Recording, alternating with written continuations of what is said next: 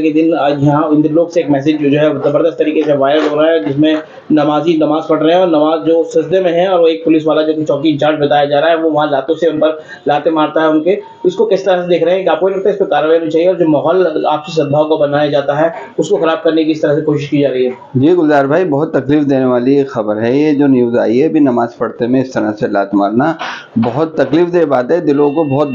दुखा देने वाली बात है। ये पूरे कौम के लिए, पूरे हिंदुस्तान के हर नागरिक के लिए तकलीफ दे बात है, क्योंकि किसी भी मज़हब के मानने वाले को इस तरह से नहीं ज़रकोब किया जा सकता, दिलों को मजरूह नहीं किया जा सकता। जहाँ आज कल रात को 8 तारीख की रात को 2024 में तीसरे महीने की पूरी रात शिवरात्रि का प्रोग्राम मनाया गया, जहाँ पर बहुत बड़े बड़े डीजे बजाए गए, लेकिन अमन और सुकून के साथ सभी लोगों ने इसको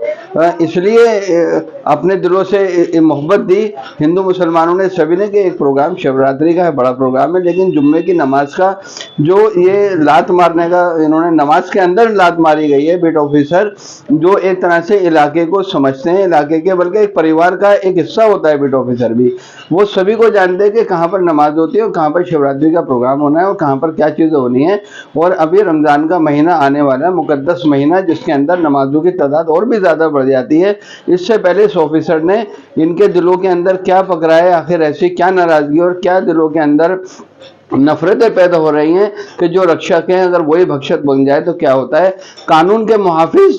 किस तरह से ये इस तरह से कानून को ख़राब कर रहे हैं और मुल्क में, समाज में और शहर के अंदर माहौल को बिगाड़ने का काम कर रहे हैं। बहुत तकलीफदेह बात है। जब किसी आदमी को तकलीफ पहुंचती है तो फ़ौरन कानून की मदद लेता है, लेकिन जब कानून ही इसके खिलाफ हो जाए तो ये नफरत आखिर दिलों के अंदर कैसे पड़ रही है, कैसे बढ़ रही हैं, ये बहुत तकलीफ देने वाली बात है। जहाँ पर अभी पीछे बुलडोजर चलाए गए और 400 और 600 साल पुराना मस्जिद है और दरगाहों को मस्मार किया जा रहा है, वहीं पर एक बीट ऑफिसर नमाज पढ़ते हुए इतनी ज़ोरदार लात मारते हैं कि नमाज में नियत टूट जाती है, और दूसरे नमाजी को जो लात मारी जाती है तो वो बर्दाश्त कर अपनी नियत को नहीं तोड़ता है। कहीं ना कहीं इस तरह की बात कही जा रही है कि जी बीच रोड पे इस तरह की, लेकिन कहीं ना कहीं देखा जाए तो वो चौकी इंचार्ज है वहाँ पे, मौके पे पुलिस, जो लोकल पुलिस है, उसकी जिम्मेदारी है कि अगर उसे नमाज नहीं करानी तो नहीं, पहले से उसको इंटीमेट कर दें।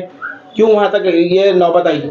अगर कानून ये चाहे कि नमाज का इंतज़ाम सड़क पे हो सकता है तो बिल्कुल बखूबी होता है, लेकिन अगर कानून ना चाहे कि भाई इस तरह के इंतजाम में कोई कमी रहती है कानून की तरफ से, और किसी तरह का कोई इंतशार पैदा होने का या किसी तरह के ट्रैफिक का खतरा है, तो नमाज के लिए ममानियत भी हो सकती है, मना भी किया जा सकता है, लेकिन उसका एक निज़ाम बनता है, उसका एक मामला तय हो जाता है, जो इलाके के लोगों के साथ मिलकर के, जिम्मेदार लोगों के साथ मिलकर के मामला तय हो जाता है। लेकिन अचानक आकर के नमाज के अंदर, बीच के अंदर इतनी गुंडागर्दी के साथ लात मार दी जाए, किसी को इंसान को इंसान न समझा जाए, तो ये बहुत तकलीफदेह बात है, इंसानियत के नाते भी बुरी बात है। और कार्रवाई होनी चाहिए इसके अंदर मैं मजम्मत करता हूँ पूरी कौम के लिए, और इसके अंदर बिल्कुल